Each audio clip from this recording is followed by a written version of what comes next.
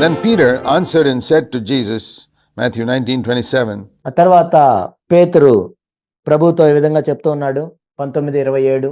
Look at us. We're different from this rich young ruler. We've left everything and followed you.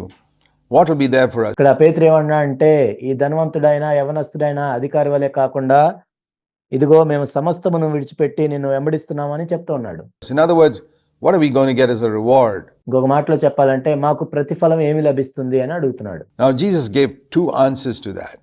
ఇక్కడ యేసుక్రీస్తు ప్రభువారు దీని గురించి రెండు జవాబులు ఇచ్చారు. And we need to understand both answers. ఈ రెండు జవాబుల్ని మనం అర్థం చేసుకోవాలి. First of all, he said, truly I say to you, you have followed me one day in the regeneration, the new kingdom, in that final heaven and earth. The Son of Man will sit on his glorious throne. In the millennial kingdom, you shall sit on 12 thrones, judging the 12 tribes of Israel. అప్పుడు యేసుక్రీస్తు ప్రభువారు వారితో ఇట్లా చెప్పారు, ప్రపంచ పునర్జననమందు మనుష్య కుమారుడు తన మహిమగల సింహాసనం మీద ఆసీనుడై ఉండునప్పుడు నన్ను వెంబడించిన మీరును 12 సింహాసనం మీద ఆసీనులై ఇశ్రాయేలు 12 గోత్రముల వారికి తీర్పు తీర్చుదురు. And everyone, that applies even to us today, who has left houses, brothers, sisters, father, mother, or children or farms for my name's sake, will receive many times as much and will inherit eternal life. ఇది మనకు కూడా అన్వయించబడుతుంది ఈ రోజుల్లో. నా నామము నిమిత్తము అన్నదమ్ములనైనను అక్క చెల్లెండ్రనైనను తండ్రినైనను తల్లినైనను పిల్లలనైనను భూములనైనను ఇండ్లనైనను విడిచిపెట్టిన ప్రతి వాడును 100 రెట్లు పొందును, ఇదిగాక నిత్య జీవము స్వతంత్రించుకొనును. So this is the answer to Peter's question as to what we're going to get. పేతురు అడిగిన ప్రశ్నకు ఇది జవాబు. పేతురు ఏమి అడిగాడంటే మాకేమి లభిస్తుంది. But he continues to say, I want to say one more thing before I conclude that. He says to Peter, కానీ యేసుక్రీస్తు ప్రభువారు దాన్ని కొనసాగిస్తూ పేతురుతో ఈ విధంగా చెప్తున్నారు, అయితే నేను ఇంకొక విషయం కూడా చెప్పాల్సి ఉంది. many who are first will be the last in that day, ఆ రోజు మొదటి వారు అనేకులు కడపటి వారగుదురు, and the last will be first. కడపటి వారు మొదటి వారగుదురు. It's true, you know, that if you've given up brothers, sisters, and children and farm for my name's sake, God himself will give you many hundreds of other brothers and sisters in many parts of the world. ఇది నిజమే. ప్రభు యొక్క నామం నిమిత్తం అన్నదమ్ములైనా అక్క చెల్లెలనైనా తండ్రినైనా తల్లినైనా పిల్లలైనా భూములైనా ఇండ్లైనా విడిచిపెడితే ప్రభు అనేక దేశాల్లో అనేక చోట్ల అనేక మంది సహోదరులను ఇస్తాడు. Brothers and sisters in Christ. క్రీస్తులో సహోదరులను సహోదరీలను ఇస్తాడు. So we're not going to lose out that way, and we'll inherit eternal life. ఆ విధంగా అయితే మనం ఏమీ కోల్పోం, కానీ అదిగాక నిత్య జీవాన్ని కూడా మనం స్వతంత్రించుకుంటాం, which is worth more than anything we have ever given up. మనము విడిచిపెట్టిన దేనికంటే కూడా అది ఎంతో యోగ్యమైంది. So that's the answer. ఇక్కడ ఇదే జవాబు. But he also says, I want to say one more thing, Peter, and I want you to listen to this carefully, that many who are first will be last, and many who are last will be first in the final day. కానీ ఇంకొక విషయం నేను చెప్పాల్సి ఉంది పేతురు, ఇది జాగ్రత్తగా విను. అదేంటంటే మొదటి వారు అనేకులు కడపటి వారగుదురు, కడపటి వారు మొదటి వారగుదురు చివరి దినమున. So how is it there's going to be this difference that many who are first here is going to be last in that day? ఎందుకని ఈ వ్యత్యాసం వస్తుంది? మొదటి వారు కడపటి వారు అవుతారు ఆ రోజున, many who are last here will be first. కడపటి వారు మొదటి వారు అవుతారు. And Jesus explained that in this chapter. Division here is very unfortunate. యేసుక్రీస్తు ప్రభువారు ఇక్కడ వివరిస్తూ ఉన్నారు. ఇక్కడ చాప్టర్లో డివైడ్ చేశారు దురదృష్టవశాత్తు. But Matthew 20 is really a continuation of the answer that Jesus was giving to Peter and explaining the second part of his answer, which is that many who are first will be last and many who are last will be first. ఇక్కడ మత్తయి సువార్త 20వ అధ్యాయం అనేది పేతురు అడిగిన ప్రశ్నకు జవాబులోని రెండవ భాగము. అదేంటంటే మొదటి వారు అనేకులు కడపటి వారగుదురు, కడపటి వారు మొదటి వారగుదురు అని ప్రభు ఇక్కడ వివరిస్తూ ఉన్నారు. And he uses a parable to explain that. దాన్ని వివరించడానికి ప్రభు ఒక ఉపమానాన్ని ఎంచుకున్నారు. He says the kingdom of heaven is like a landowner who went out early in the morning to hire laborers for his vineyard. He wanted people to work in his vineyard, and when he had agreed with the laborers for a denarius a day, the work started at 6 o'clock in the morning. ఏలయనగా పరలోక రాజ్యం ఒక ఇంటి యజమానుని పోలి ఉన్నది. అతడు తన ద్రాక్ష తోటలో పనివారిని కూలికి పెట్టుకొంటకు ప్రొద్దున బయలుదేరి దినమున ఒక దేనారం చొప్పున పనివారితో వడబడి తన ద్రాక్ష తోటలోనికి వారిని పంపెను. ఇక్కడ మనం చూసినట్లయితే పని అనేది ఉదయం 6 గంటలకు ప్రారంభమవుతుంది. And he made an agreement with the laborer saying, I'll give you 1 denarius, which is a laborer's wage for 1 day. అయితే ఆ కూలివారితో ఆయన ఏం చెప్పాడంటే ఒక్కొక్క రోజుకి ఒక్కొక్క దేనారం చొప్పున ఇస్తానని వారితో ఒప్పందం కుదుర్చుకున్నాడు. And he sent them into the vineyard. తర్వాత ఆయన వారిని ద్రాక్ష తోటలోనికి వెళ్ళి పనిచేయమని చెప్పాడు. About 9 o'clock in the morning, which is called the 3rd hour, verse 3, he saw others standing idle in the marketplace. తర్వాత అతడు దాదాపు 9 గంటలకు వెళ్ళి సంత వీధిలో ఊరక నిలిచి ఉన్న మరికొందరిని చూచి, And to those he said, You too go into the vineyard, whatever is right I will give you. మీరును నా ద్రాక్ష తోటలోనికి వెళ్ళిడి, ఏమి న్యాయమో అది మీకు ఇత్తునని వారితో చెప్పగా వారును వెళ్ళిరి. That means again he promised them some payment. In the first case he promised them an exact payment. ఇక్కడ మనం చూసినట్లయితే కొంత జీతం ఇస్తానని చెప్పాడు.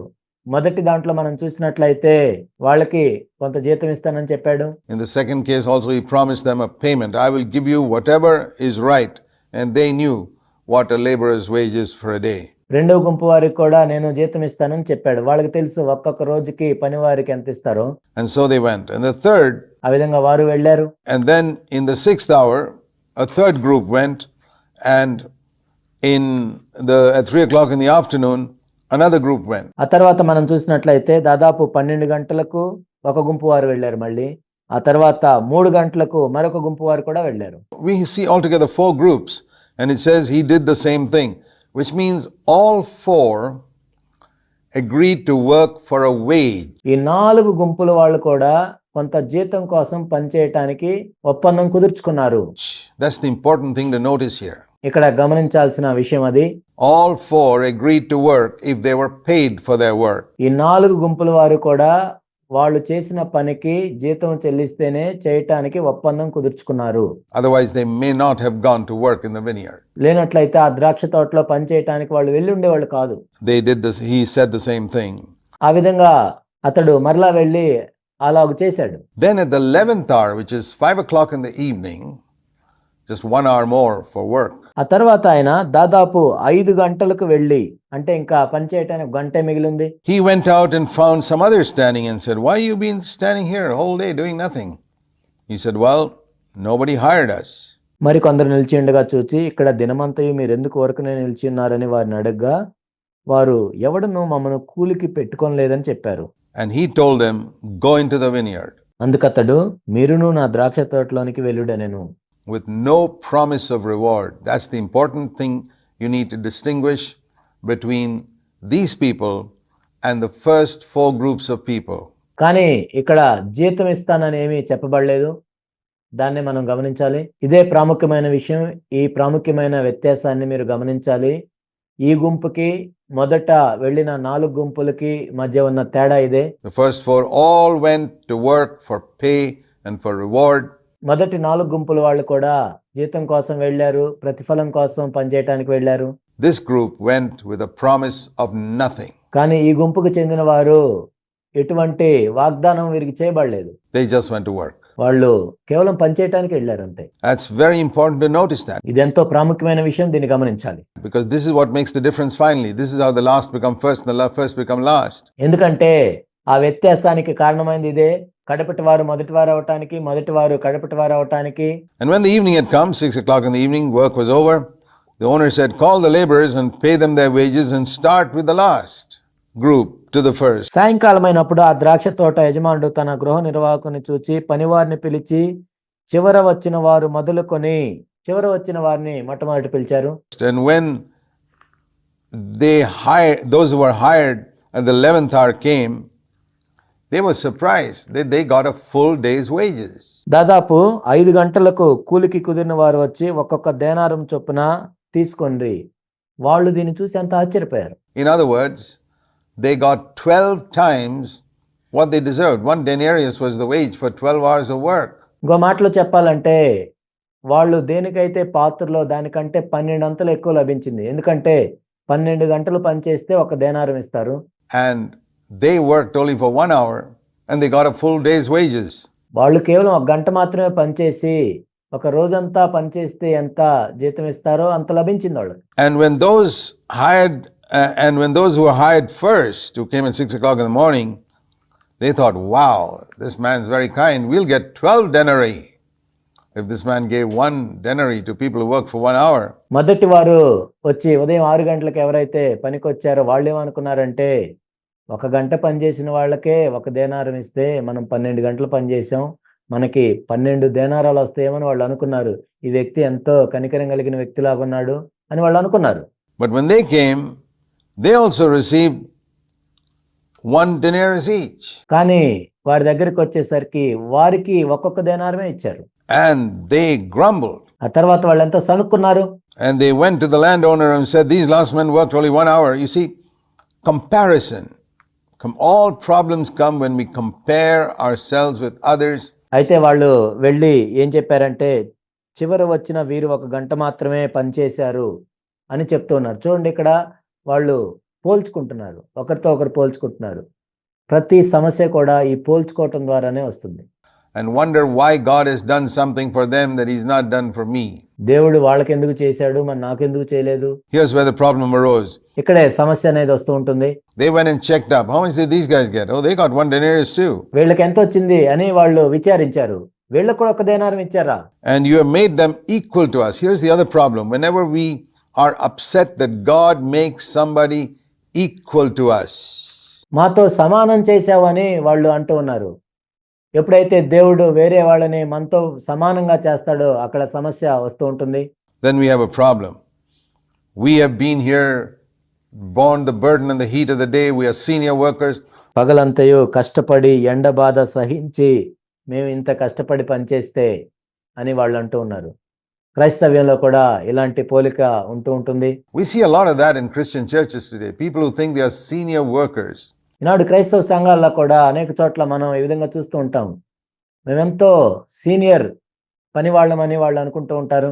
And therefore deserve greater honor and respect and reward than those who came later.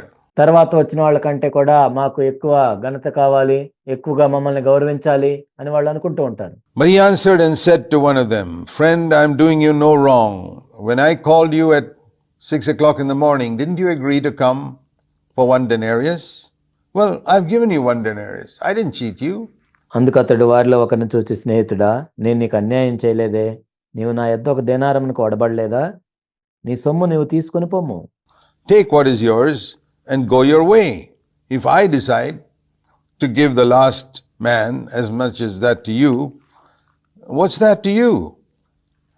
Don't I have the right to give my money to anyone I like? Are you envious because I'm generous? Thus, Jesus explained, the last will be first and the first will be last. నీకిచ్చినట్టే కడపట వచ్చిన వీరికిచ్చుటకును నాకిష్టమైంది. నాకిష్టం వచ్చినట్టు నా సొంత సొమ్ముతో చేయుట న్యాయం కాదా? నేను మంచివాడినైనందున నీకు కడుపు మంటగా ఉన్నదా అని చెప్పాను. ఈ ప్రకారమే కడపటివారు మొదటివారు అగుదురు, మొదటివారు కడపటివారు అగుదురు. So what is the point of this? కాబట్టి ఇక్కడ ప్రభు ఏం చెప్తున్నారు? Who is going to be first in the final day? చివరి దినమున మొదటివారుగా ఎవరుంటారు? Those who served without hope of reward, who did not serve for pay, who did not serve the Lord for what benefit they could get from serving the Lord. ఎవరైతే నాకు ప్రతిఫలం లభిస్తుంది అని ఆశించకుండా పనిచేస్తారో, ఎవరైతే జీతాన్ని ఆశించి పనిచేయరో, ప్రభువుని సేవించడం ద్వారా మాకేమీ ప్రయోజనం కలుగుతుంది అని ఆలోచించకుండా పనిచేసేవాళ్ళు,